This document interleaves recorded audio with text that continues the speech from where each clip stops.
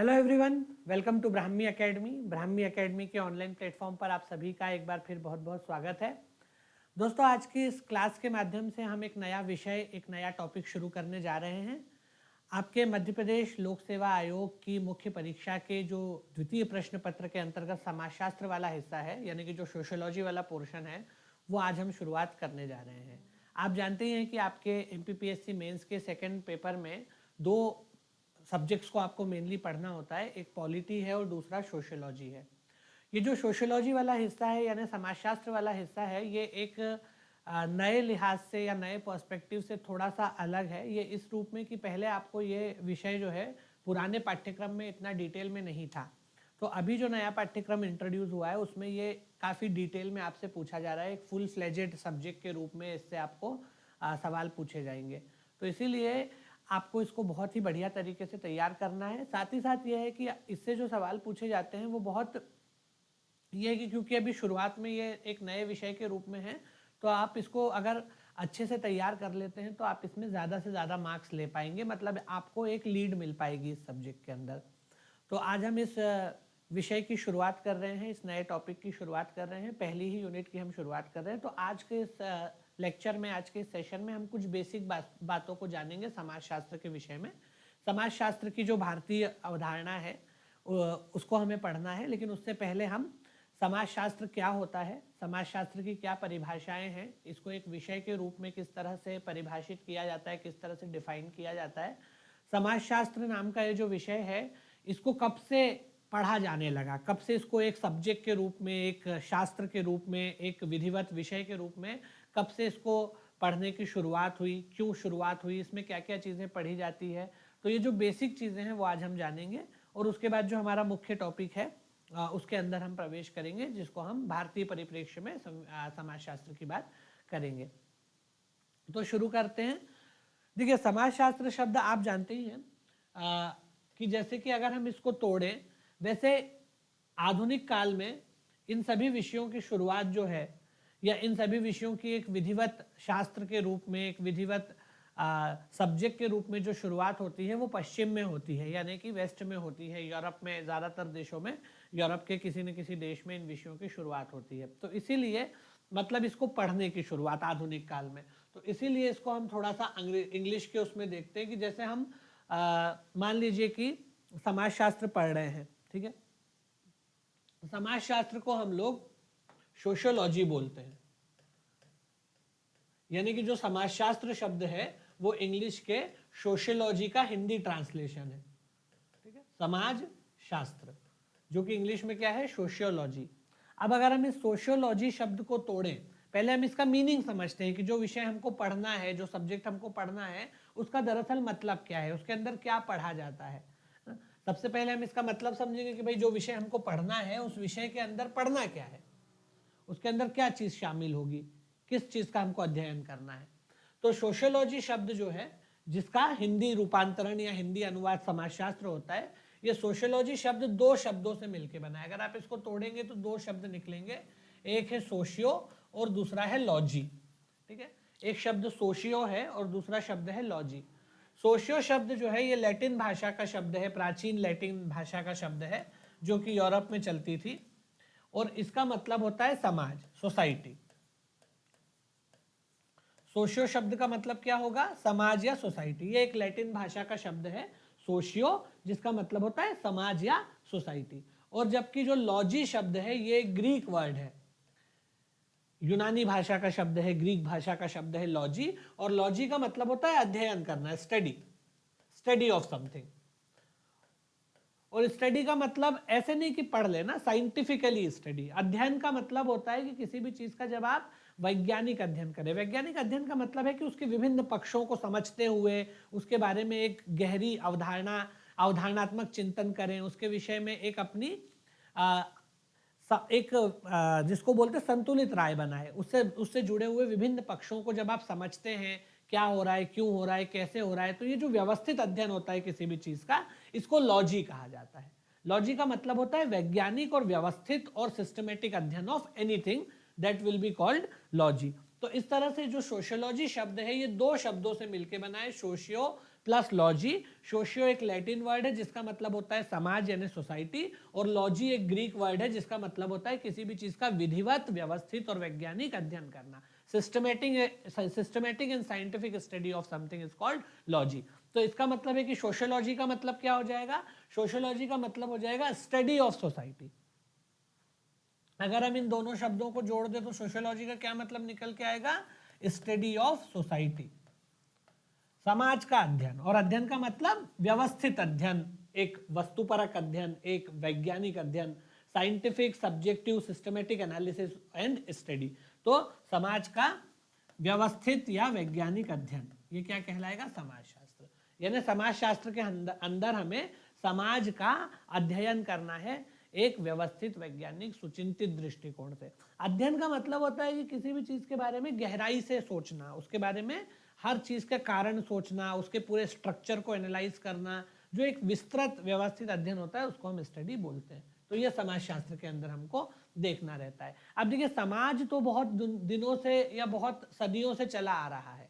जब से मनुष्य थोड़ा सभ्य होने लगा तो उसने समाज बना लिया, वो समाज में रहने लगा। अभी हम समाज की भी परिभाषा देखेंगे, समाज क्या होता है। हमको यहाँ पर हर चीज को टेक्निकल तरीके से पढ़ना है। हम बोलचाल में तो समाज समाज बोलते हैं कि हाँ भाई समाज में रह रहे हैं, समाज ऐसा है, समाज वैसा है, हिंदू समाज है, मुसलमान समाज है, भारत का समाज है, विदेश का समाज है, पश्चिम का समाज है, पूर्व का समाज है, जनजातियों का समाज है, ग्रामीण समाज है, शहरी समाज है। तो हम लोग बोलचाल में तो समाज शब्द बहुत बार इस्तेमाल करते हैं और हर बार बोलते हैं, हर चीज के लिए समाज बोलते हैं। भाई गांव का समाज है, शहरी समाज है, अर्बन सोसाइटी है, रूरल सोसाइटी है, या इंडियन सोसाइटी है, पाकिस्तानी सोसाइटी है, अरेबिक सोसाइटी है, तो हम लोग बोलते हैं ट्राइबल सोसाइटी है। लेकिन हमको यहाँ पे समाज का मतलब दरअसल गहराई में समझना पड़ेगा कि समाज होता क्या है।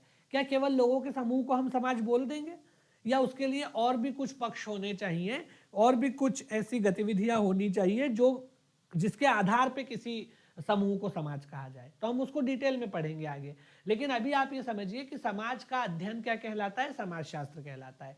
अब समाज का मतलब क्या होता है, या समाज क्या होता है? देखिए, समाज तो जब से मनुष्य थोड़ा बहुत सभ्य होकर के ग्रुप्स में रहने लगा और थोड़ा बहुत अंतर संबंध एक दूसरे से बनाने लगा, एक इंटर को रिलेशन बना, इंटर रिलेशंस बने, इंटरपर्सनल रिलेशंस बने, आपस में बातचीत होने लगी, एक दूसरे के साथ मिलजुल के रहने लगा, तब से हमको समाज का एक बेसिक ढांचा दिखाई देता है।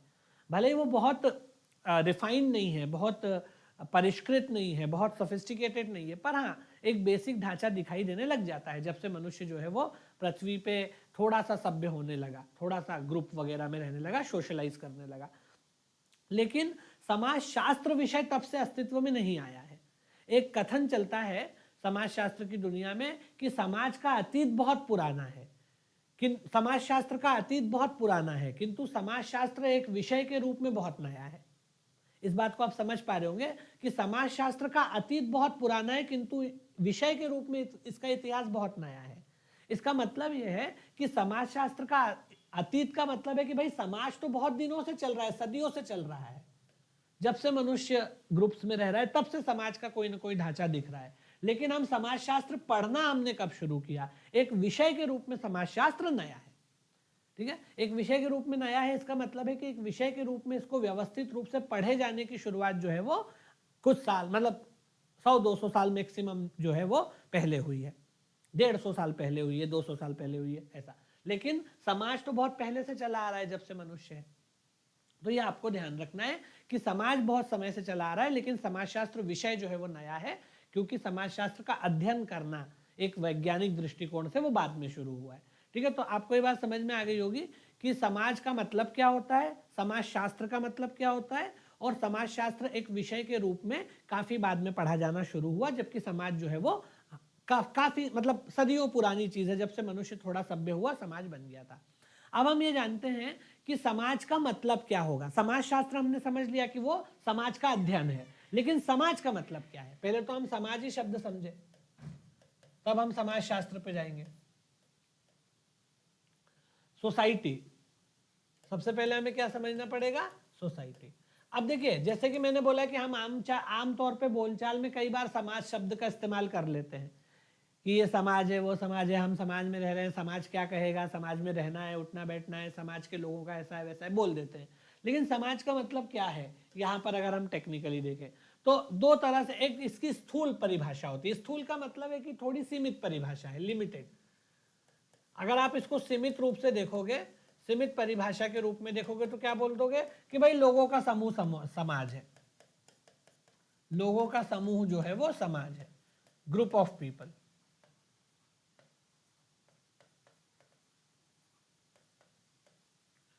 क्या बोल देंगे, लोगों का समूह समाज है। लेकिन नहीं, यह अपने आप में संपूर्ण परिभाषा नहीं है। लोगों का कोई सा भी समूह समुदाय नहीं, समाज नहीं कहलाएगा। मान लीजिए कि किसी जगह पे कोई लोग रहते हैं, है ना, लेकिन मान लीजिए कि उनका आपस में इंटरेक्शन नहीं है, वो आपस में बातचीत नहीं कर रहे, उनके बीच में कोई अंतः क्रियाएं नहीं हो रही है, किसी तरह के संबंध नहीं है, तो क्या हम उसे समाज कह पाएंगे? तो द आंसर इज नो। केवल लोगों का समूह होना समाज होने के लिए काफी नहीं है, पर्याप्त नहीं है। ये एक शर्त जरूर है कि हाँ भाई लोग होंगे तभी समाज बनेगा, बिना लोगों के हवा में तो समाज बन नहीं सकता, या एक आदमी तो समाज बना नहीं सकता। लोगों का समूह होना आवश्यक है केवल, किंतु केवल इतना भर काफी नहीं है, केवल इससे समाज नहीं बन जाएगा। उसके लिए उसके मध्य अंतः क्रियाएं, अंतः संपर्क, कांटेक्ट होना चाहिए, आपस में कम्युनिकेशन होना चाहिए, किसी तरह का इंटरपर्सनल रिलेशंस होना चाहिए, इंटरेक्शंस होने चाहिए, एक कॉमन उसको लेकर के उन लोगों ने साथ में चलना चाहिए, कुछ नियम कायदे होने चाहिए जिसके आधार पर समाज काम करे। तो एक पूरा का पूरा स्ट्रक्चर बना होता है जिसमें कायदे कानून भी होंगे, वो तमाम चीजें होंगी, उसके आधार पे किसी समूह को हम समाज बोल सकते हैं। केवल लोगों का समूह ही समाज नहीं है, वो तो एक अनिवार्य शर्त है, लेकिन उसके बाद भी कई चीजें होनी चाहिए, तब समाज जो है वो मुकम्मल होता है या मुकम्मल समाज कहलाता है। तो वो तो हम पढ़ेंगे समाज की परिभाषा, लेकिन यहाँ क्योंकि समाजशास्त्र शब्द का जिक्र आया और समाजशास्त्र को कहा जाता है कि समाज का अध्ययन है, तो हमें समाज और अध्ययन ये दोनों चीजों को समझना पड़ेगा, क्योंकि हमारी परिभाषा में दो शब्द आ रहे हैं, सोसाइटी मतलब सोशियो और लॉजी, सोशियो एंड लॉजी, ये दो शब्द आ रहे हैं, तो दोनों का हमको गहन अध्ययन करना पड़ेगा। सोशियो का मतलब सोसाइटी और लॉजी का मतलब स्टडी। ये लैटिन वर्ड है, ये ग्रीक वर्ड है, ठीक है ना। और दोनों का मैंने आपको बता दिया कि लॉजी का मतलब होता है व्यवस्थित, विस्तृत और वैज्ञानिक अध्ययन किसी भी चीज का, और सोशियो का मतलब समाज, और समाज का मतलब जो है वो मैं आपको समझा चुका हूं, ठीक है। अब यह है, जैसे कि मैंने आपको बताया कि मनुष्य जो है वो समाज में तो आदिकाल से रहता आ रहा है, जब से वो थोड़ा सभ्य हुआ समाज में रहने लग गया, जब से उसके अंदर थोड़ी सी चेतना आई, थोड़ा सा एक सभ्यता के दायरे में आया। आप पुरानी से पुरानी सिविलाइजेशन देखोगे तो आपको किसी न किसी रूप में मनुष्य समाजों में दिखेगा। आप दूर मत जाइए, अपने मध्य प्रदेश में ही भीमबेटका की गुफाएं हम लोग देखते हैं, जो कि मनुष्य की सबसे पुरानी बसावटों में से एक, जिसके प्रमाण हमारे पास उपलब्ध है, उनमें से एक मानी जाती है ना। सबसे अर्ली ह्यूमन इम्प्रिंट्स हमको भीमबेटका वगैरह से मिलते हैं। आप वहां भी देखेंगे कि जो रॉक पेंटिंग्स हैं, रॉक शेल्टर्स है, Bhimbetka is a rock shelter basically, उसके अंदर जो रॉक पेंटिंग्स हैं उसमें भी लोग जो हैं आपस में मिलजुल के कोई ना कोई काम कर रहे हैं, मिल के शिकार कर रहे हैं, मनोरंजन कर रहे हैं, मिल के आपस में ऐसे हाथ पकड़े हुए हैं, घेरा डाले हुए हैं चारों तरफ से किसी जानवर का। तो हम ये मान सकते हैं कि वो लोगों का समूह एक साथ रहता होगा, किसी न किसी तरह से उनमें अंतः क्रियाएं होती होंगी। तो समाज तो तब से है, लेकिन क्या समाज का व्यवस्थित अध्ययन तब से किया जा रहा है? तो नहीं, समाज का अध्ययन करना हमने हाल में शुरू किया। हाल में का मतलब अभी कुछ 150 साल पहले, 150-200 साल पहले, 150-200 साल पहले के करीब। उससे पहले समाज का अध्ययन नहीं होता था, समाज बना हुआ था, अपने हिसाब से चल रहा था, पर उसकी प्रवृत्तियों को, उसके फीचर्स को, उसकी कैरेक्टरिस्टिक्स को, वो कैसे काम करता है, कैसे आपस में व्यवहार करता है, उसके सिद्धांतों को, उसके शास्त्र को आधुनिक काल में पढ़ा जाने लगा एक विषय के रूप में। तो उसके शास्त्र के रूप में विकास जो है वो आधुनिक काल में हुआ, जबकि समाज जो है वो पहले से चल रहा था। मनुष्य जो है समाज का अध्ययन पहले नहीं करता था, पहले उसने दूसरी दूसरी चीजों का अध्ययन किया, प्राकृतिक घटनाओं के बारे में जाना कि भाई प्राकृतिक घटनाएं कैसे घटित हो रही है, अपने चारों तरफ के पर्यावरण के बारे में जाना। जब ये सब हो गया उसके बाद में उसने स्वयं के बारे में विचार करना प्रारंभ किया। लेकिन समाज एक नैसर्गिक व्यवस्था के रूप में चल ही रहा था। ऐसा नहीं है कि समाज का जब अध्ययन शुरू होगा तभी वो बनेगा, भाई एक नैसर्गिक आवश्यकता के रूप में तो समाज चलता ही है ना।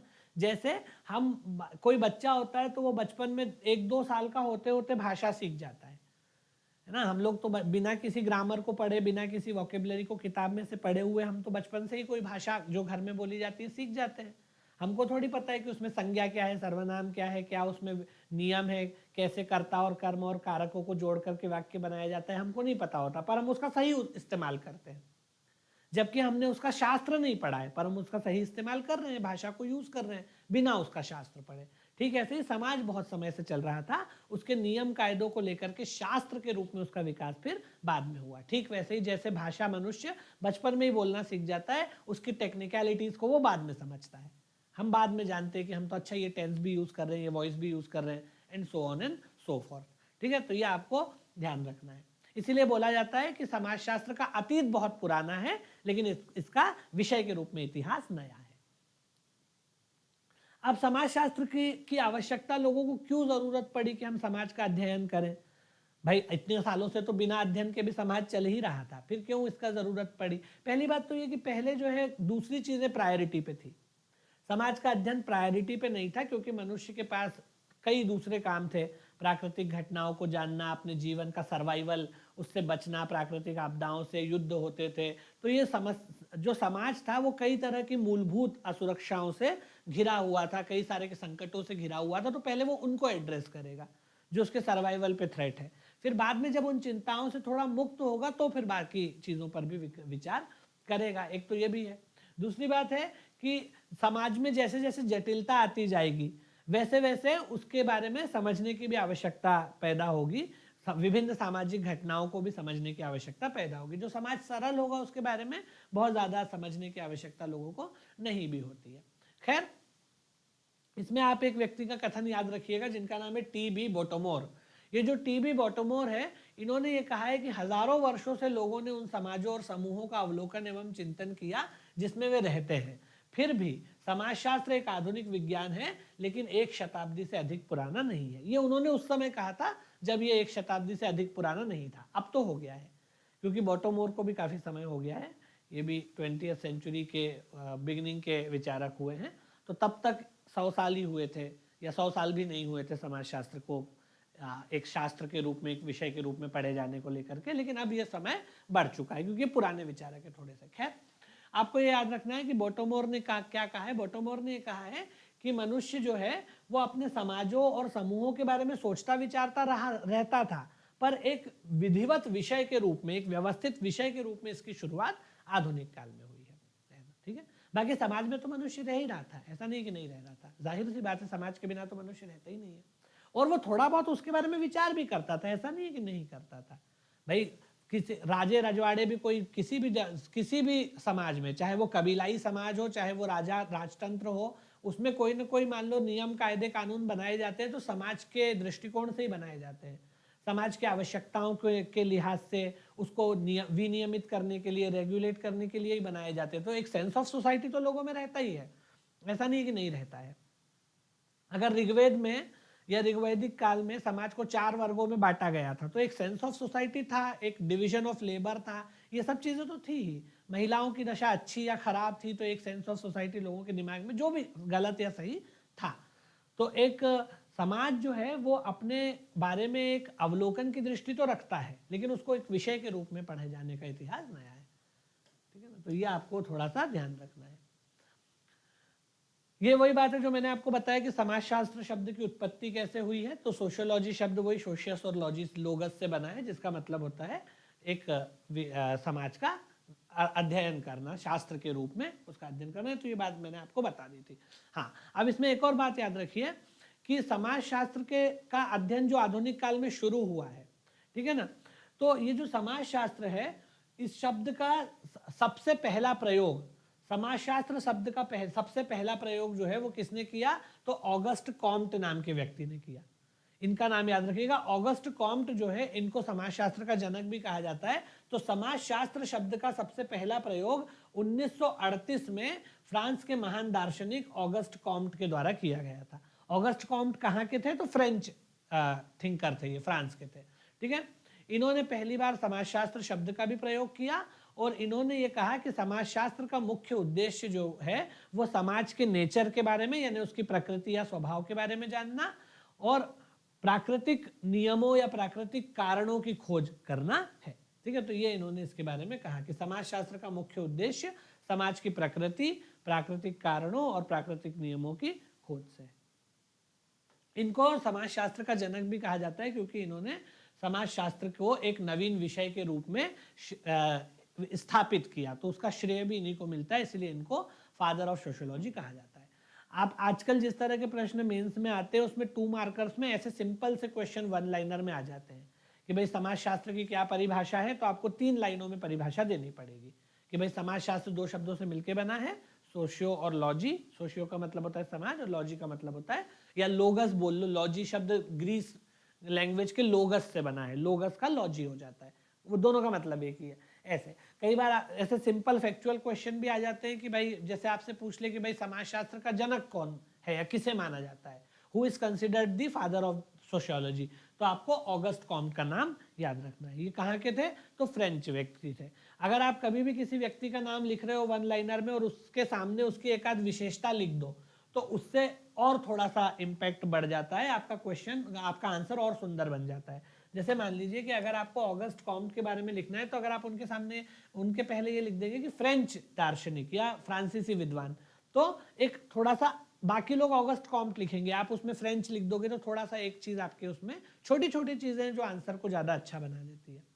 जैसे आप तुलसीदास लिख रहे हैं, केवल तुलसीदास लिख रहे हैं, कई मतलब जरूरत पड़ रही है, और आप उनके आगे गोस्वामी तुलसीदास लगा दें या भक्ति काल के महान कवि तुलसीदास लगा दें या राम भक्ति शाखा के कवि तुलसीदास लगा दें, तो उससे एक चीज आप एक्स्ट्रा लिख रहे हो, उसमें आपको एक ही लफ्ज एक्स्ट्रा लग रहा है ना, ऐसा नहीं कि आपको बहुत लंबा कोई चीज लग रही है, उसमें एक ही वर्ड आप एक्स्ट्रा लिख रहे हो पर उससे एक एज आ रही है आपके आंसर में, एक एक्स्ट्रा चीज हो रही है, तो ये चीजें आप ध्यान रख सकते हो। तो इनको फादर ऑफ सोशियोलॉजी के नाम से भी जाना जाता है क्योंकि इन्होंने सबसे पहले समाजशास्त्र शब्द का प्रयोग करते हुए उसके विषय में बताया और फिर बाद में उसको एक नवीन विधिवत विषय के रूप में विकसित भी किया।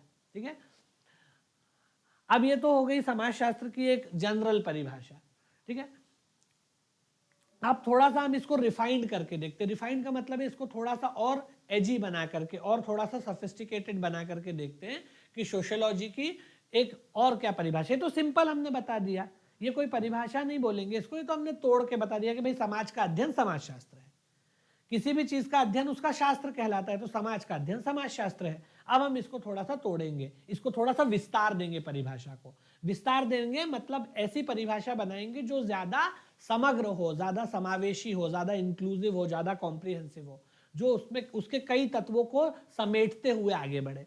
केवल आपसे कोई बोले भाई समाजशास्त्र क्या है परिभाषित करो, आपने बोल दिया भाई समाजशास्त्र समाज का अध्ययन है, तो वो बोलेगा कि ये तो मुझे भी पता है भाई समाज का अध्ययन है, ये तो कोई भी बता देगा, इसको थोड़ा सा एलेबरेट करो। तो अब हम एलेबरेट करने वाली परिभाषा देखते हैं और उसको समझते हैं कि उसका क्या मतलब है समाजशास्त्र का। ठीक है, तो समाजशास्त्र का मतलब होता है समाज में व्याप्त सामाजिक संबंधों को व्यवस्थित तथा क्रमबद्ध तरीके से अध्ययन करने वाला विज्ञान समाजशास्त्र कहलाता है। ठीक है, वही मैंने आपको बताया। जहां पर भी लॉजी शब्द आता है, लॉजी शब्द का मतलब ही होता है व्यवस्थित, वैज्ञानिक, क्रमबद्ध, तार्किक, वस्तुपरक अध्ययन। Subjective, comprehensive, scientific, systematic analysis and study of something is called logy. अगर आप किसी चीज को एकदम क्रमबद्ध, व्यवस्थित और सुचिंतित तरीके से पढ़ रहे हैं, मतलब उसको एकदम गहराई से, उससे जुड़े सारे पक्षों को समझ रहे हैं, क्या, क्यों, कैसे, कब, क्या क्या हो रहा है, एकदम गहराई से और उस पर विचार कर रहे हो व्यवस्थित ढंग से, तो वो लॉजी बन जाता है। तो समाज के अंदर जितने तरह के संबंध हैं लोगों के बीच में, समाज के अंदर एक तरह के संबंध नहीं होते, कई तरह के संबंध होते हैं, अभी हम आगे देखेंगे। उसमें पारिवारिक संबंध भी होते हैं, मित्रता का संबंध भी होता है, एक दूसरे के साथ परिचय का संबंध भी होता है, कई बार अपरिचय का संबंध भी होता है कि भाई साथ में रह रहे हैं पर कोई विशेष परिचय नहीं है, केवल एक ही देश के नागरिक हैं बस, इससे ज्यादा कोई परिचय नहीं है। तो समाज में कई तरह के संबंध होते हैं उसके इकाइयों के बीच में, व्यक्तियों के बीच में। कुछ लोग आपके परिजन हैं, कुछ लोग आपके मित्र हैं, कुछ लोग आपके रिश्तेदार हैं, दूर के डिस्टेंट रिलेटिव्स हैं, कुछ लोग आपके पड़ोसी हैं, न मित्र हैं, न दोस्त हैं, न रिश्तेदार हैं, न पास के न दूर के, बस पड़ोसी हैं।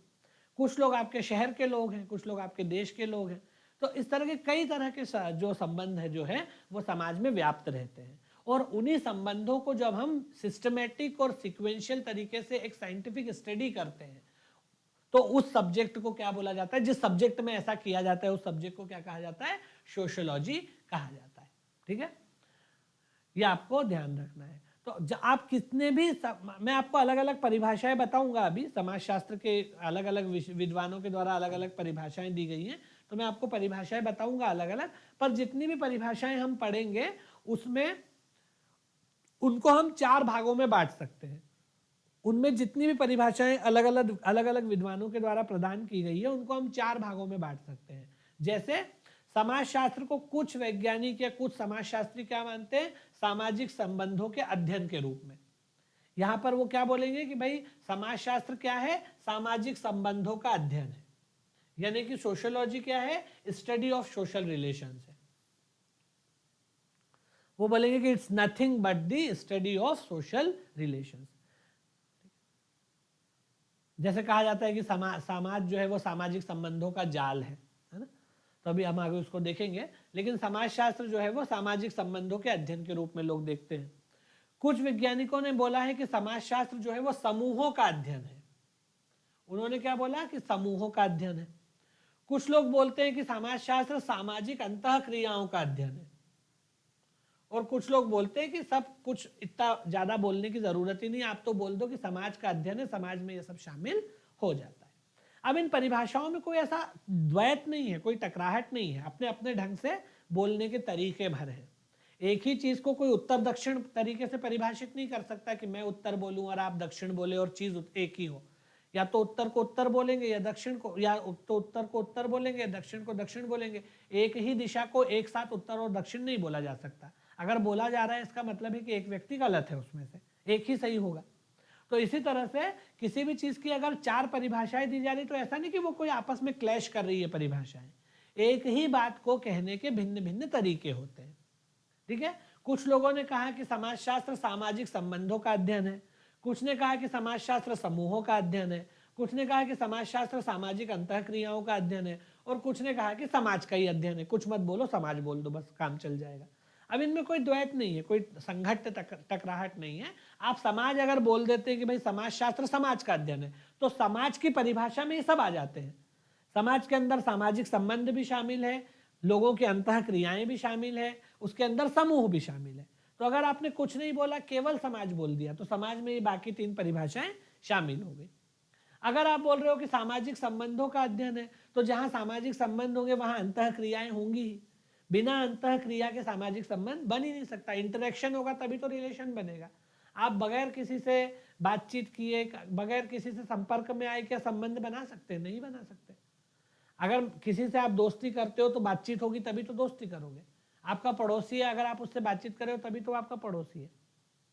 ठीक है, तो कोई ना कोई ऐसा इंटरेक्शन या अंतःक्रिया होना चाहिए। वो कितनी घनिष्ठ है इससे फर्क नहीं पड़ता, पर कोई ना कोई अंतःक्रिया होगी तभी तो समाज में समूहों का निर्माण होगा और उनके संबंध बनेंगे। तो ये सभी परिभाषाएं एक ही बात कह रही है, बस ये है कि कहने के तरीके अलग अलग है। Society as the study of social relation, sociology as the study of social relation, society as the study of groups, sociology as the study of social interaction, और sociology as the study of society. तो एक ही चीज को बोलने के भिन्न भिन्न तरीके हैं। इन सभी के अंतर्गत हम समाजशास्त्र की परिभाषा देख सकते हैं, सभी बिंदुओं के अंतर्गत। ठीक है, अब आप इसमें एक व्यक्ति का नाम याद रखिएगा, मतलब 2 व्यक्तियों के नाम याद रखिएगा, मैकाइवर और पेज। ये मैकाइवर और पेज जो है, इनकी परिभाषा आप जरूर ध्यान रखिए। मैकाइवर और पेज ने कहा है कि समाज सामाजिक संबंधों का जाल है। ये बहुत बार पूछा जाता है, तो आप अगर आपसे अगर पूछा जाए तो आप बता सकते हैं, और वैसे भी आप अपने आंसर में जब भी इसकी डेफिनेशन लिखने को आए तो मैकाइवर और वेब को कोट करते हुए लिख सकते हैं कि इन्होंने ये कहा है कि समाज जो है वो सामाजिक संबंधों का एक जाल है ना। According to MacIver and Page, society is a web of social relations. ये सोशल रिलेशंस का एक वेब जैसा है। वेब मतलब जाल है, और आप देखते ही हैं कि समाज दरअसल क्या है, सामाजिक संबंधों का जाल ही है। विभिन्न लोगों के आपस में संबंध बनते हैं और उससे जो जाल बनता है, एक नेट बनता है, उसी को हम क्या बोल देते हैं, समाज बोल देते हैं। जैसे मेरे कुछ परिजन हैं, कुछ दोस्त हैं, आप मेरे, जैसे आपको मैं पढ़ा रहा हूँ तो मैं, आप मेरे स्टूडेंट्स लोग हो, ठीक है ना। कुछ मेरे पड़ोसी लोग हैं, कुछ मेरे समाज के लोग हैं, कुछ मेरे शहर के लोग हैं, कुछ लोग मेरे दूर के रिश्तेदार हैं। तो ये सब क्या है इस तरीके, और ऐसे सबके हैं, आपके भी हैं, हर व्यक्ति के ऐसे अलग अलग ग्रुप्स के साथ अंतः क्रियाएं होती हैं, वो अलग अलग ग्रुप्स का हिस्सा है। एक परिवार का भी हिस्सा है, एक समाज का भी हिस्सा है, एक मोहल्ले का भी हिस्सा है, एक स्कूल का, एक क्लास का भी हिस्सा है ना। किसी क्लब में क्रिकेट खेलने जाता है उसका भी हिस्सा है, जिम जाता है तो जिम का भी हिस्सा है, वहाँ भी उसके जिम मेट्स हैं उसके साथ। तो इस तरह से विभिन्न जो सामाजिक संबंध बनते हैं और हर व्यक्ति के बनते हैं जो उसमें है, और इन्हीं के बीच में एक जाल बन जाता है। हर व्यक्ति के ऐसे कई संबंध हैं और वो आपस में गुथ जाते हैं, और इससे जो संरचना निर्मित होती है उसको हम समाज बोलते हैं। और इनमें जितने भी लोग हैं उनका आपस में किसी न किसी रूप में अंतः क्रियाएं होती रहती है, इंटरेक्शंस होता रहता है, संबंध बनते रहते हैं, और वो संबंधों का जाल ही क्या है, समाज है। ठीक है, इस रूप में हम इसको देख सकते हैं। अब हम आते हैं समाज की अवधारणा समझते हैं। ये तो समाज शास्त्र की बात हो गई कि हाँ भाई समाज शास्त्र के बारे में हमने बात कर ली कि समाज शास्त्र क्या होता है। अब हम आते हैं समाज के बारे में। भाई समाज शास्त्र से पहले हम क्या समझेंगे, समाज समझेंगे, है ना। अब देखो समाज शब्द जो है अपने आप में बड़ा ही सारगर्भित और बहुत कंफ्यूजिंग शब्द है। कंफ्यूजिंग का मतलब ये है कि ये एक तो हम रोजमर्रा में समाज शब्द का बहुधा इस्तेमाल करते ही करते हैं, है ना, बार बार समाज समाज बोलते हैं। तो ये जो हम रोजमर्रा के जीवन में समाज शब्द इस्तेमाल कर रहे हैं ये गलत नहीं है, ये नहीं मैं बोलूंगा कि ये गलत है, लेकिन ये सीमित दृष्टिकोण से हम बात करते हैं। जैसे आप लोग क्या बोल देते हैं, भाई ये यार समाज में रहते हैं, समाज का हमको ध्यान रखना चाहिए, या समाज क्या बोलेगा, या हिंदुओं का समाज, मुसलमानों का समाज, आदिवासी समाज, महिलाओं का समाज, शहरी समाज, ग्रामीण समाज, ऐसे बांट लेते हैं। तो हम क्या बोलते हैं, एक ग्रुप के लिए समाज शब्द का प्रयोग कर लेते हैं। जनरली हम लोग क्या करते हैं, ग्रुप के लिए समाज शब्द का प्रयोग कर लेते हैं, जो कि गलत नहीं है, उसमें ये नहीं बोला जाएगा कि वो गलत है। वो दरअसल तरीका वही होता है कि भाई ठीक है समाज उसको बोलना गलत नहीं, पर वो सीमित चीज हो गई। समाज का जो है वास्तविक रूप में जो समाज होता है वो मनुष्यों के पारस्परिक संबंधों का से बनने वाला जाल है। मनुष्यों के जो पारस्परिक अंतर संबंध होते हैं उनसे जो एक वेब बन जाता है, हर व्यक्ति के कई संबंध, और वो आपस में एक दूसरे को इंटरसेक्ट करते जाते हैं, काटते जाते हैं, और उससे जो संरचना निर्मित होती है उसको हम क्या बोल देते हैं, समाज बोल देते हैं। तो मनुष्यों के पारस्परिक संबंधों का अंतरजाल ही समाज है। मैं एक व्यक्ति हूं, आप एक व्यक्ति हो, ऐसे हजारों लोग हैं, और आपस में उनके कई कई कई सारे ग्रुप से अलग अलग तरह के इंटरेक्शंस और संबंध है। मनुष्य जो है वो बगैर समाज के रह नहीं सकता। मनुष्य एक सामाजिक प्राणी है। मनुष्य के बारे में क्या कहते हैं हम लोग कि मनुष्य जो है वो एक सामाजिक प्राणी है। सामाजिक प्राणी का मतलब है कि सोशल एनिमल है वो एनिमल ही। अगर आप उसको वैसे बायोलॉजी में देखोगे तो एनिमल किंगडम के अंदर ही पढ़ोगे, दो ही किंगडम से, प्लांट और एनिमल। तो वो ह्यूमन अलग से कुछ नहीं है, वो एनिमल किंगडम का ही हिस्सा है प्रकृति की के विराट व्यवस्था में। प्रकृति की विराट व्यवस्था में तो वो वही है ना, एनिमल है, लेकिन वो अलग किस रूप में है, वो इस रूप में अलग है कि वो सोशल एनिमल है। बाकी एनिमल सोशल एनिमल नहीं है। तो मनुष्य को इसका सोशल होना ही अन्य स्पीशीज से अलग करता है, क्योंकि जानवर तो सभी है, सभी के अंदर श्वसन हो रहा है, पाचन हो रहा है, उत्सर्जन हो रहा है, रक्त परिसंचरण हो रहा है, उनकी हड्डियां हैं, वो तो सभी में है। लेकिन मनुष्य में अलग क्या है, उसका सोशल होना, उसका मस्तिष्क, और उसकी वजह से उसकी चेतना, और उसकी वजह से उसका सोशल होना, ये उसको बाकी स्पीशीज से, बाकी प्रजातियों से अलग करता है। और मनुष्य जो है उसकी मानसिक, शारीरिक, आर्थिक आवश्यकताओं की पूर्ति समाज से ही हो सकती है, समाज के अलावा नहीं हो सकती। मनुष्य अपना समाज बदल जरूर सकता है पर उसके बगैर नहीं रह सकता। बिना सोसाइटी के कोई मनुष्य एग्जिस्ट ही नहीं कर सकता। ये बात स्थापित तथ्य है कि बगैर समाज के मनुष्य का अस्तित्व लगभग नामुमकिन है। क्यों है, मैं अभी आपको बताता हूं एग्जाम्पल से।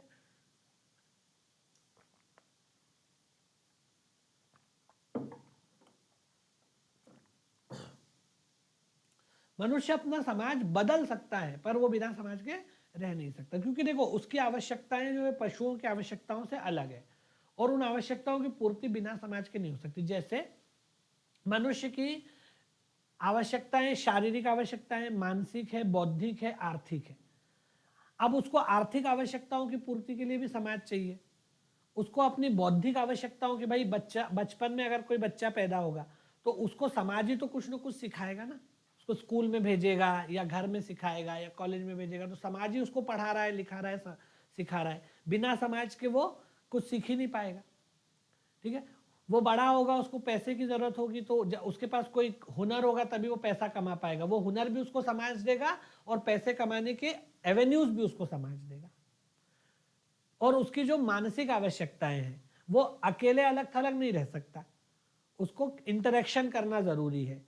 दोस्ती होना, संबंध होना, मानवीय संबंध होना, मित्रता होना, दिन रात किसी से मतलब बातचीत करना, इसके बिना मनुष्य नहीं रह सकता।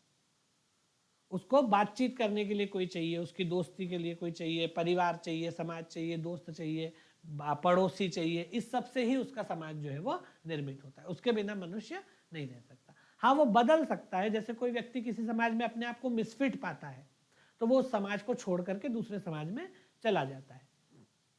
जैसे कोई व्यक्ति गांव में रह रहा है लेकिन उसको गांव का समाज पसंद ही नहीं है, या गांव का समाज उसके लिए मिसफिट है, तो वो उस समाज को छोड़ देगा। जैसे बहुत लोग मान लीजिए कि किसी ने गांव में एक जैसे इंटरफेथ मैरिज कर ली, एक लड़का एक लड़की है, लड़का किसी और धर्म का है, लड़की किसी और धर्म की है, आपस में शादी कर ली। अब वो मान लो कि बहुत छोटे गांव से बिलोंग कर रहे हैं और उस गांव में वो लोग जा ही नहीं सकते वरना दोनों की जान को खतरा हो जाएगा, या दोनों को समाज जीने नहीं देगा, ताने मारेगा, जो भी है, जिस तरह की स्थिति इस तरह के समाजों में रहती है। तो अब वो क्या करेंगे, वो उस समाज को छोड़ करके किसी दूसरी जगह जाकर के अपना नया जीवन शुरू कर लेंगे, शहर में चले जाएंगे जहां उनकी आइडेंटिटी कोई जानता नहीं है ना, या किसी को किसी से कोई लेना देना नहीं है। वो अपना जीवन जो है वहां शुरू कर लेंगे, दोनों कोई नौकरी करेंगे, काम करेंगे, अपना अलग जीवन शुरू कर लेंगे। तो वो समाज बदल लिया उन्होंने, पर बिना समाज के नहीं रह रहे। अब उनके पास अपना समाज है, वहां कुछ पड़ोसी बनेंगे, दोस्त बनेंगे, आपस में वो लोग दो लोग हैं, वहां पर फिर उनका परिवार एक्सटेंड करेगा, मान लीजिए बच्चे होंगे तो वो एक समाज अपना बना लेंगे इस तरीके से। तो मनुष्य जो है वो एक सामाजिक प्राणी, और उसकी सभी तरह की आवश्यकताएं समाज से ही पूर्त होती है, और इसीलिए इन आवश्यकताओं की पूर्ति के लिए ही वो अन्य व्यक्तियों के साथ सामान्य संबंध स्थापित करता है ताकि उसकी आवश्यकताएं पूरी हो। ये अनकॉन्शियसली व्यक्ति करता है, ऐसा नहीं कि सोच के करता है, उसकी आवश्यकताएं ही उससे संबंध स्थापित करवाती हैं। ऐसा नहीं कि मैं सोचूंगा कि नहीं मेरी तो ये आवश्यकता है तो मैं इससे संबंधित, ऐसा नहीं, वो सबकॉन्शियसली उसको करना ही पड़ता है। उसका डिजाइन ही माइंड का वैसा बना हुआ है, क्योंकि उसकी आवश्यकता है तो उसका दिमाग उसी तरह से काम करता है, उसका जहन उसी दिशा में सोचता है। ठीक है, और इसीलिए बोला जाता है कि ये स्वाभाविक प्रवृत्ति मनुष्य में है। ऐसा नहीं कि उसके लिए उसको सोचना पड़ेगा कि यार मैं तो व्यक्ति हूँ, गाय से अलग हूँ, घोड़े से अलग हूँ, कुत्ते से अलग हूँ, मुझे सामाजिक संबंध बनाने, सोचूंगा नहीं, ऐसा कॉन्शियसली नहीं। मेरे अंदर ये नेचुरल प्रवृत्ति है, हर व्यक्ति के अंदर ये नेचुरल प्रवृत्ति है कि वो सोशल इंटरेक्शंस करता है, बगैर इस शास्त्र के बारे में पढ़े, किताब में नहीं पढ़ेगा, किसी टीचर से नहीं पढ़ेगा, अपने आप ही करेगा, क्योंकि वो उसके अंदर की नेचुरल ह्यूमन टेंडेंसी है। और इसी नेचुरल ह्यूमन टेंडेंसी के तहत जो इंटरेक्शंस होते हैं, जो रिलेशंस बनते हैं, जो को रिलेशंस एस्टेब्लिश होते हैं, उसी से जो एक विस्तृत व्यवस्था बनती है उसको हम समाज के रूप में जानते हैं। ठीक है, समाजशास्त्री परिप्रेक्ष्य से अगर हम बात करें, यानी कि सोशियोलॉजिकल पॉइंट ऑफ व्यू है, सोशियोलॉजिकल पर्सपेक्टिव से अगर हम बात करें, तो समाजशास्त्र का अर्थ लोगों के बीच में उत्पन्न होने वाली अंतः क्रिया के नियमों के सम्मिलित स्वरूप से है। वही बात जो मैंने आपको बताई है यहाँ पर लिखी हुई है ना। और समाज शब्द केवल लोगों के किसी समूह से संबंधित नहीं है, बल्कि व्यक्तियों के बीच पाए जाने वाले सामाजिक संबंधों से ही समाज का निर्माण होता है। तो ये जो बात मैं आपको बता रहा हूँ उसी को यहाँ पर लिखा हुआ है, वही बात मैंने आपको बताई भी है कि वो एक इंटरेक्शंस जो होते हैं विभिन्न प्रकार के सामाजिक संबंधों के क्रम में, उसी से एक व्यवस्था निर्मित हो जाती है जिसको हम समाज के रूप में जानते हैं। अब मैकाइवर और पेज की परिभाषा है जिसको मैंने आपको एक्सप्लेन कर दिया। ये परिभाषा तो क्या है, एक कथन जैसा है, तो इसको आप जरूर याद रखिए, क्योंकि कहीं पर भी आप इसको कोट कर सकते हैं और इसको एक्सटेंड करके, एक्सप्लोर करके, इसको ज़्यादा एलेबोरेट करके समझा भी सकते हैं। अब ये जो सोसाइटी शब्द है, ठीक है, ये जो सोसाइटी शब्द है इसको एक तरीके से ऐसे तोड़ा गया है समझाने के लिए, तो ये थोड़ा सा आप देखिए तो आपको अच्छे से समझ में आएगा। हालांकि सोसाइटी शब्द ऐसा बना नहीं है, पर जैसे वो कंप्यूटर को नहीं लोग तोड़ लेते कि सी फॉर ये, O for O, M for something, T for something, वैसे ही सोसाइटी को इस तरह से तोड़ा गया है। अलग अलग एक्रोनियम, जो मतलब इसको एक एक्रोनियम से अलग अलग लेटर से अलग अलग कंसेप्ट्स एलिबरेट किए गए हैं और उसके बेसिस पे फिर समाज को समझा गया है। जैसे सोसाइटी में जो एस है, एस का मतलब है सोशल रिलेशन, ओ जो आ रहा है, ओ का मतलब है ऑर्गेनाइजेशन। सी जो आ रहा है, सी का मतलब है कॉन्शियसनेस। आई जो आ रहा है, आई का मतलब है इंटरेक्शन। ई का मतलब है इफेक्टिवनेस। टी का मतलब है ट्रेडिशन। और वाई का मतलब है यील्डिंग। अगर आप इस तरह से सोसाइटी शब्द को तोड़ोगे या इसके एक एक लेटर को उठाओगे तो हर लेटर से एक कंसेप्ट निकल के आएगा, और उन कंसेप्ट्स को जब हम आपस में मिला देंगे तो हम सोसाइटी को एक समग्र रूप में, एक कॉम्प्रिहेंसिव और एक इंक्लूसिव रूप में समझ पाएंगे। ठीक है। वैसे ऐसा नहीं कि सोसाइटी शब्द ऐसे बना है, ऑब्वियसली वो ऐसे नहीं बना है। सोसाइटी शब्द तो सोशस शब्दों से बना है, लैटिन भाषा के, जिसका मतलब समाज होता है। कतई ये मतलब नहीं है कि ये इन सारे एक्रोनियम्स को मिला दिया, सारे लेटर्स को मिला दिया और सोसाइटी शब्द बना दिया, ऐसा नहीं हुआ है। सोसाइटी शब्द तो सोशियो या सोशस से बना है, जो कि लैटिन वर्ड है जिसका मतलब समाज से होता है।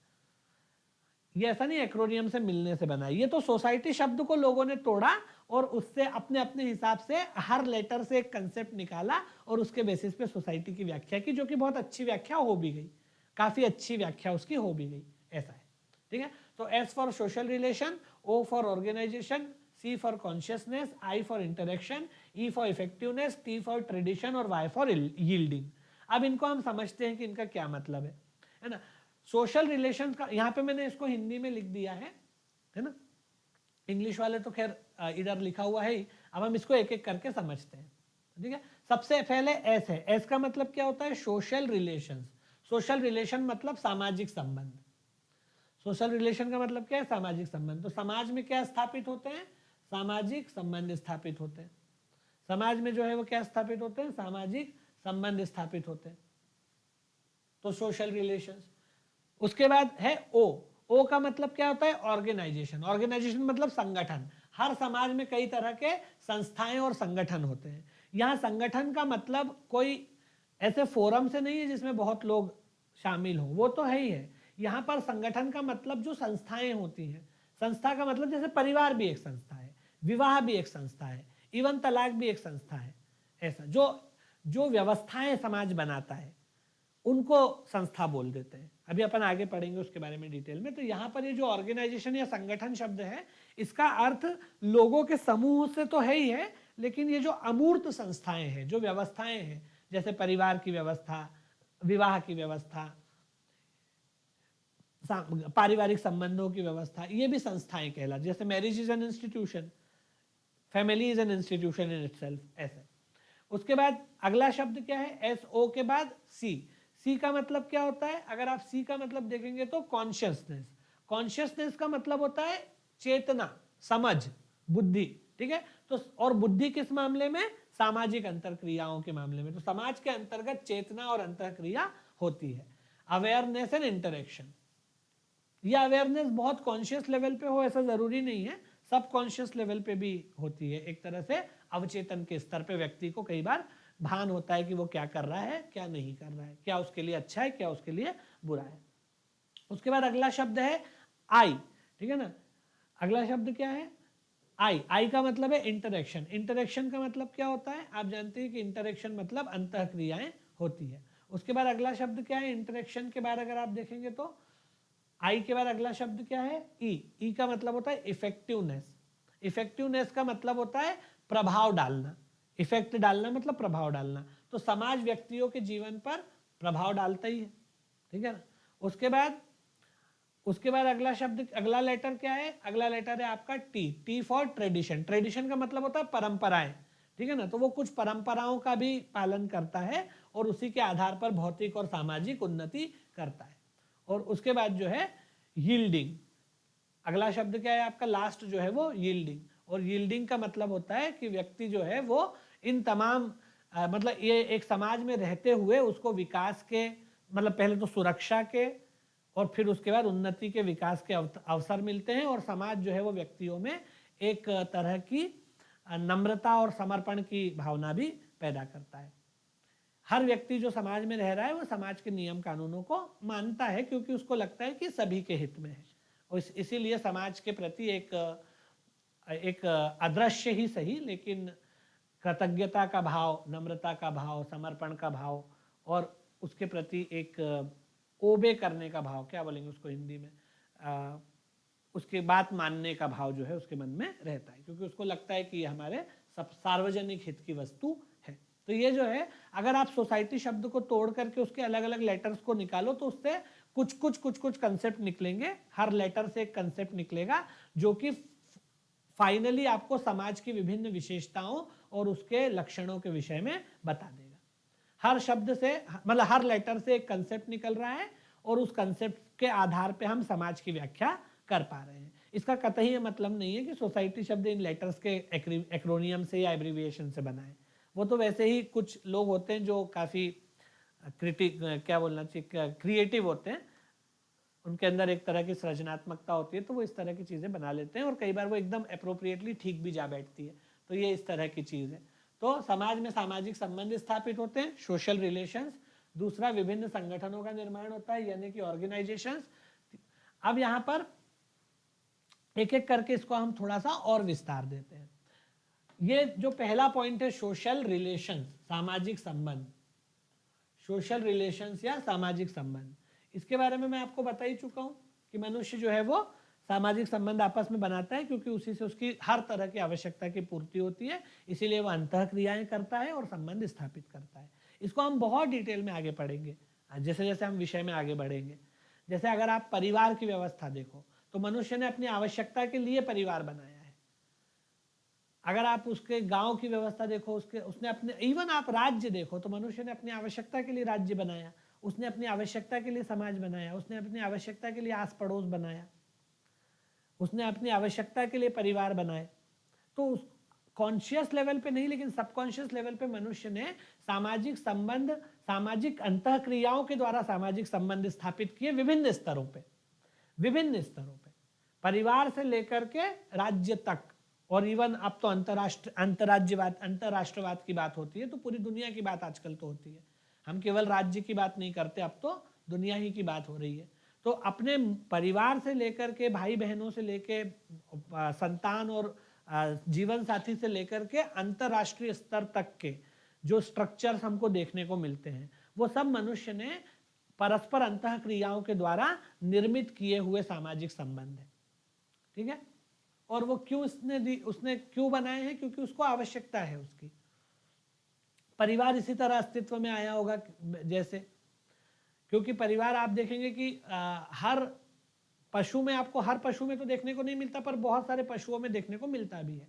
वहां पर परिवार में जब तक जो बच्चा है, जो ऑफस्प्रिंग है, जब तक वो बड़ा नहीं हो जाता तब तक जो है कई ऐसे स्पीशीज है जिसमें उसके दोनों जो मदर और फादर है वो उसका ध्यान रखते हैं। कई में ऐसा होता है कि केवल मदर ध्यान रखती है ना। तो वो किसी न किसी रूप में आपको इस तरह की चीजें प्रकृति में देखने को मिलती है। जैसे मनुष्य के मामले में, अब मनुष्य के मामले में जैसे क्या होता है कि बाकी स्पीशीज में यह है कि बिना उनके बच्चे का ध्यान रखे हुए भी वो स्पीशीज अपने आप काम कर सकती हैं। जैसे गाय का बछड़ा होता है तो वो होते के साथ चलने लग जाता है ना, या अगर मान लीजिए कि मछली का बच्चा है तो वो होते के साथ तैरने लग जाता है। लेकिन मनुष्य का बच्चा जो है वो शुरुआती 2-3-4 साल तक उसको जरूरत होती है केयर की, वो बिना केयर के रह ही नहीं सकता, और केयर करने के लिए एक व्यक्ति उसके साथ हमेशा चाहिए। और जो व्यक्ति हमेशा जैसे मान लो कि दो उसके पेरेंट्स है, एक मदर है एक फादर है। देखिए समाज कितनी गहराई से बनता है, एक उसकी माँ है एक बाप है, मतलब पिता है, माता पिता है। ठीक है। अब बच्चा जो है, अगर मान लो कि इन दोनों के द्वारा एक बच्चे का जन्म हुआ, एक नर और मादा के द्वारा, एक फादर और मदर के द्वारा एक बच्चे का जन्म होता है। अब ये बच्चा मान लो कि मनुष्य का है तो इसको 3-4 साल तक तो ये पूरी तरह से डिपेंड है। अगर इसको छोड़ दिया जाएगा तो ये सरवाइव नहीं करेगा। ठीक है ना। जबकि बाकी स्पीशीज में, बहुत सारी स्पीशीज में क्या होता है कि बहुत रेगुलरली बच्चे को देखने की जरूरत नहीं पड़ती, जहां पड़ती है वहां मदर देखती है, वहां भी ऐसी दिक्कत वाली बात नहीं है, वहां भी देखती है। ठीक है। लेकिन वहां पर काम चल जाता है, लेकिन मनुष्य में वो नहीं चलता है। अब अगर मान लो कि इसको 3-4 साल तक मदर की या फादर की, दोनों में से किसी एक की केयर की जरूरत है। ये मैं आज की स्थिति नहीं बता रहा हूं, जब शुरुआत में मनुष्य का जीवन समाज के रूप में एक विकसित हुआ होगा तब की स्थिति बता रहा हूं। अब तो समाज बहुत विकसित है। मान लो कि जब शुरुआत में मनुष्य सभ्य होना शुरू हुआ होगा तब का बता रहा हूं मैं आपको, जब आदि मानव रहा होगा। अब अगर ये मदर जो है अगर दिन रात बच्चे का ख्याल रखेगी तो इसकी खुद की जरूरतों की पूर्ति कौन करेगा, और बच्चे की जरूरत की पूर्ति कौन करेगा? तो उसके लिए फिर क्या चाहिए? एक अन्य व्यक्ति चाहिए जो इन दोनों की आवश्यकताओं की पूर्ति करे, क्योंकि ये तो शिकार मतलब अपने लिए, ये तो बच्चे का ध्यान रखेगी, तो फिर इसके लिए, इसके जीवन की आवश्यकता की पूर्ति, खाना पीना सुरक्षा, उसकी आवश्यकता की पूर्ति के लिए एक व्यक्ति चाहिए। तो ये फादर का कंसेप्ट जो है आपको मनुष्य में दिखेगा, यहीं से परिवार का बीज डलता है, यहीं से परिवार की शुरुआत होती है। परिवार में तो मूलतः एंथ्रोपोलॉजी में तो ये माना जाता है कि माता और संतान ये मूल परिवार है। ये आपको हर स्पीशीज में देखने को मिल जाएगा। माता और संतान ये मूल परिवार है जो आपको हर प्रजाति में देखने को मिलेगा, चाहे वो बंदर हो, चाहे वो कुत्ता हो, चाहे वो मगरमच्छ हो, चाहे वो गाय हो। ये प्राकृतिक परिवार है, नैसर्गिक परिवार है, ये एंथ्रोपोलॉजी मानती है। माँ और संतान, नैसर्गिक परिवार यही है। इसके बाद जो बन रहा है वो फिर आर्टिफिशियल है, और वो मनुष्यों के यहाँ आपको देखने को मिलेगा, क्योंकि मनुष्यों का जो बच्चा होता है उसके लिए दिन रात उसकी केयर की जरूरत पड़ती है, इसलिए वहां पर फादर भी इन्वॉल्व हो जाता है। ऐसा तो इस तरह से बहुत आवश्यकताओं के मुताबिक जो है समाज का निर्माण होता है, और ये फिर ऊपर ऊपर ऊपर ऊपर ये स्ट्रक्चर बढ़ता जाता है। मनुष्य की आवश्यकताएं भी बढ़ती जाती है, उसको इमोशनल सपोर्ट भी चाहिए, साइकोलॉजिकल सपोर्ट भी चाहिए, उसको एंटरटेनमेंट भी चाहिए, उसको उन्नति भी करना है, उसको एक समृद्ध सफल जीवन चाहिए। मतलब वैसा नहीं, जानवरों की तरह उसका जीवन ही नहीं है, तो इसलिए उसकी आवश्यकताएं बढ़ती जाती है, और वो सुपर स्ट्रक्चर भी ऊपर निर्मित होता जाता है समाज का। परिवार बनेगा, पड़ोस बनेगा, इस तरह से उसको ग्रुपिज्म में रहना पड़ता है, बहुत बार ग्रुप्स में रहना पड़ता है, तो उससे ये सारी चीजें बनती है। और इसी में फिर जब परिवार, और ये जिस तरह सामाजिक संबंध बनते जाते हैं तो उसमें संगठन और संस्थाएं भी निर्मित होती जाती है। जैसे परिवार एक संस्था बन गई। अब परिवार के लिए ये जो पुरुष है जिसकी मैं बात कर रहा था अभी, पिता, इसकी की पूरी जिम्मेदारी उस स्त्री के प्रति या उस मादा के प्रति और उससे उत्पन्न संततियों के प्रति रहे, तो इसको एक सोशल कॉन्ट्रैक्ट में बांध दिया गया, जिसको हम शादी या मैरिज बोलते हैं, विवाह बोलते हैं। अभी विवाह संस्था कैसे अस्तित्व में आई होगी? एक कॉन्ट्रैक्ट में इसको बांध दिया कि भाई तू और ये तेरी जिम्मेदारी है कि ये स्त्री और इससे उत्पन्न संतति, क्योंकि इस संतति की वजह तू है, तो इसलिए इनकी जिम्मेदारी तेरी होगी। और इसलिए उसको एक सामाजिक समझौते के तहत एक व्यवस्था में बांध दिया समाज ने विवाह। तो इस तरह से संस्थाएं बनती जाती है, इस तरह से संगठन बनते जाते हैं। इनको अभी अपन डिटेल में एक एक चीज को पढ़ेंगे। अभी तो मैं एक आपको आइडिया दे रहा हूं, एक, क्योंकि परिभाषा में सारी चीजें आती है। जब हम परिभाषा पढ़ते हैं तो उसमें चीजें इंक्लूड हो जाती है। बाद में फिर अब जब हम आगे बढ़ेंगे तो हमको परिवार भी पढ़ना है, विवाह भी पढ़ना है, नातेदारी भी पढ़ना है, वो तो सब अलग से लंबे लंबे चैप्टर्स आएंगे। पर परिभाषा में क्योंकि वो चीजें इंक्लूडेड होती है तो उसका एक बेसिक आइडिया हमको पता होना चाहिए। तो इस तरह संगठन और संस्थाएं बनती है, ठीक है। और मनुष्यों के अंदर एक तरह से ये चेतना अपने आप होती है, ठीक है। और वो फिर समाज में परंपराएं बनती जाती है, परंपराओं का निर्वहन व्यक्ति करता है। परंपरा बन गई कि भाई हर व्यक्ति को ये काम करना है, ये काम नहीं करना है, डूज एंड डोंट्स की लिस्ट जो है हर समाज बना लेता है। हालांकि वो समाज में अलग अलग तरह से बनती है, हर समाज की अपनी डूज और डोंट्स होते हैं, कई बार वो कॉमन होते हैं, कई बार अलग अलग भी होते हैं। पर हर समाज में रहने वाले व्यक्ति को उस समाज में बने नियमों का या स्थापित परंपराओं का पालन करने की अपेक्षा उससे की जाती है। उससे ये एक्सपेक्टेशन की जाती है कि वो उन परंपराओं को ओबे करेगा जो समाज में बनी हुई है।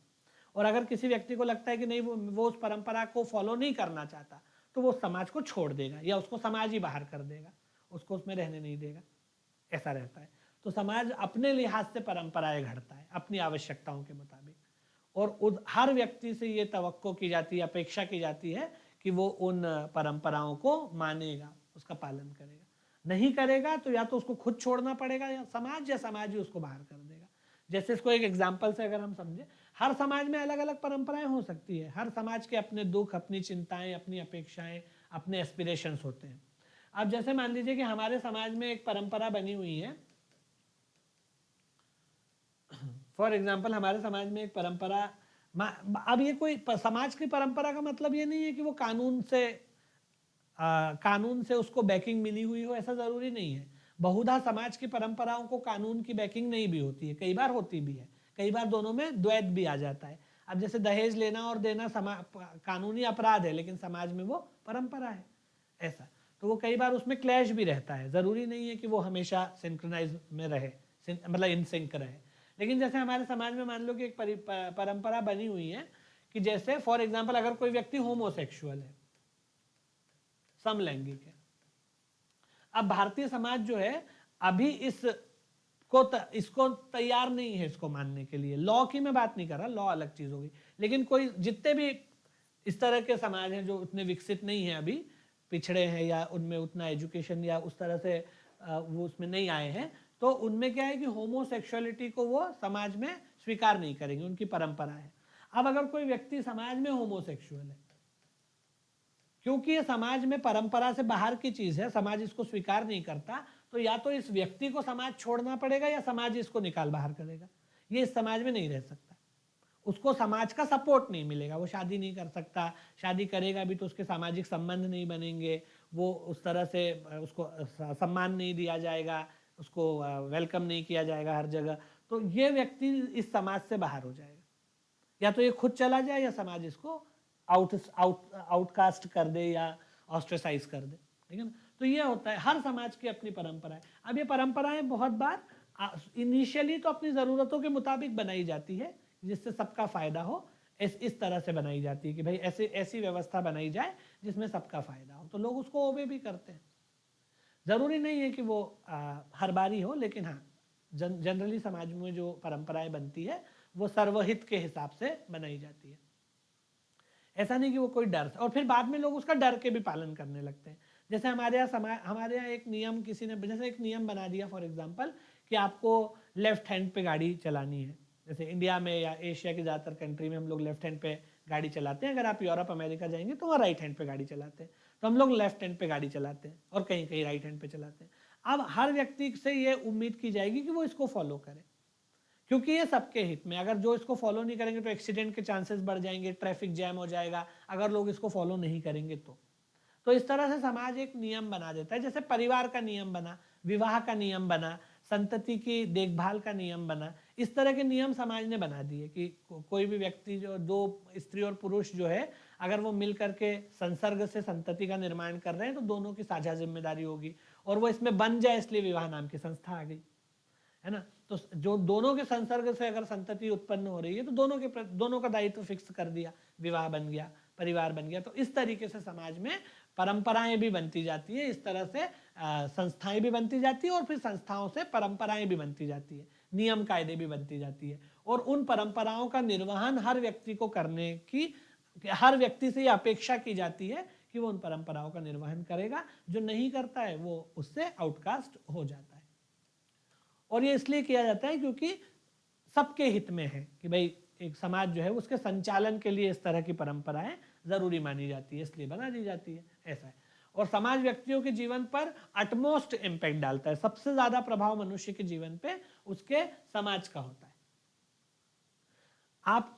माना जाता है कि मनुष्य जो है वो पैदा नहीं होता, बनाया जाता है। जैसे स्त्री पैदा नहीं होती, बनाई जाती है, ऐसा बोला जाता है, पर ये मनुष्य के मामले में भी लागू होता है।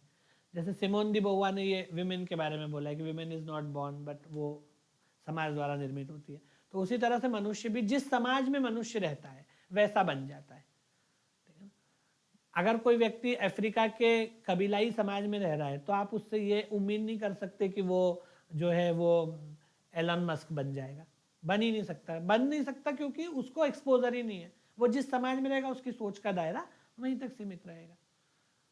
तो कोई व्यक्ति जिस समाज में रहता है, जैसा उसको एक्सपोजर मिलता है, जिस तरह की उसको चीजें मिलती है, समाज उसको जो प्रोवाइड कर रहा है, जो फीड कर रहा है, जो अपॉर्चुनिटीज दे रहा है, जो नॉलेज दे रहा है, जो एक्सपोजर दे रहा है, जो एक्सपीरियंस दे रहा है, उसी के बेस पे उसकी पर्सनैलिटी बनती है। तो मनुष्य का जीवन जो है वो पूरी तरह से समाज से प्रभावित होता है। हम सब जो है अपनी अपनी सोसाइटी के बाय प्रोडक्ट्स हैं। अगर कोई व्यक्ति, जैसे आप लोग हैं अभी एग्जाम की तैयारी कर रहे हो, अगर आप लोग किसी बड़े इंडस्ट्रियलिस्ट अनिल अंबानी के या मुकेश अंबानी या अडानी के घर में पैदा होते तो आप क्या एग्जाम की तैयारी कर रहे होते? नहीं करते, क्योंकि आप लोग लोअर मिडिल क्लास घरों में मध्य प्रदेश राज्य में पैदा हुए हैं या किसी भी सोसाइटी में, तो आप लोग इस तरह के करियर ऑप्शंस के बारे में सोच रहे हो। आप क्या सोचोगे, ये भी आपकी क्या एस्पिरेशन है, ये भी समाज से तय होता है। इंडिविजुअल की एस्पिरेशंस भी समाज से तय होती है कि वो क्या सोचेगा। वही जो है एक व्यक्ति जो किसी इंडस्ट्रियलिस्ट के घर में पैदा हुआ है तो वो नहीं सोचेगा कि मैं एसडीएम बन जाऊं या तहसीलदार लग जाऊं या जनपद सीईओ लग जाऊं, वो सोच ही नहीं सकता, ये सोचेगा ही नहीं, उसके एस्पिरेशन वैसे होंगे ही नहीं। तो ये चीजें जो है हर व्यक्ति के जीवन पे उसके समाज का प्रभाव होता है और बहुत गहरे से होता है। वो क्या सोचता है ये भी समाज से तय होता है। हालांकि समाज उसको हर तरह की आवश्यकताओं की पूर्ति करता है, उसको भौतिक और मानसिक किस्म की जो भी उसकी आवश्यकता है, चाहे भौतिक हो चाहे अभौतिक हो, उन सब आवश्यकताओं की पूर्ति करते हुए उसको उन्नति के भी मार्ग देता है। तो वो सब जो है उसकी आवश्यकता है। तो ये समाज की कुछ बेसिक विशेषताएं हैं और इसको फिर हमको डिटेल में आगे और पढ़ना है। तो अभी की क्लास में हमने समाज क्या होता है ये जाना और समाज शास्त्र क्या होता है ये जाना, और किस तरह से समाज शास्त्र के अंतर्गत हमें किन किन चीजों का अध्ययन करना होता है। समाज शास्त्र के अंदर समाज का अध्ययन करना है, लेकिन इसको हमने डिटेल में पढ़ा कि भाई अध्ययन का मतलब क्या, किसको हम अध्ययन बोलेंगे, समाज का मतलब क्या, किसको हम समाज बोलेंगे, समाज कैसे बनता है, समाज शास्त्र एक विषय के रूप में कब से आया, है ना। तो ये सब बेसिक चीजें कि भाई समाज तो बहुत पुराना है लेकिन समाज शास्त्र एक विषय के रूप में आधुनिक अवधारणा है। ठीक है, तो ये कुछ बेसिक बातें हमने जानी। अब हम अगली क्लास में जब मिलेंगे तो समाज की भारतीय अवधारणा से शुरू करेंगे कि समाज की जो भारतीय अवधारणा है वो क्या है, और फिर उससे धीरे धीरे आगे बढ़ेंगे। तो अब आज की क्लास को यहीं पे विराम देते हैं। अगली क्लास में आपसे फिर मुलाकात होगी। आप ब्राह्मी एकेडमी के साथ इसी तरह बने रहिए। Thank you very much.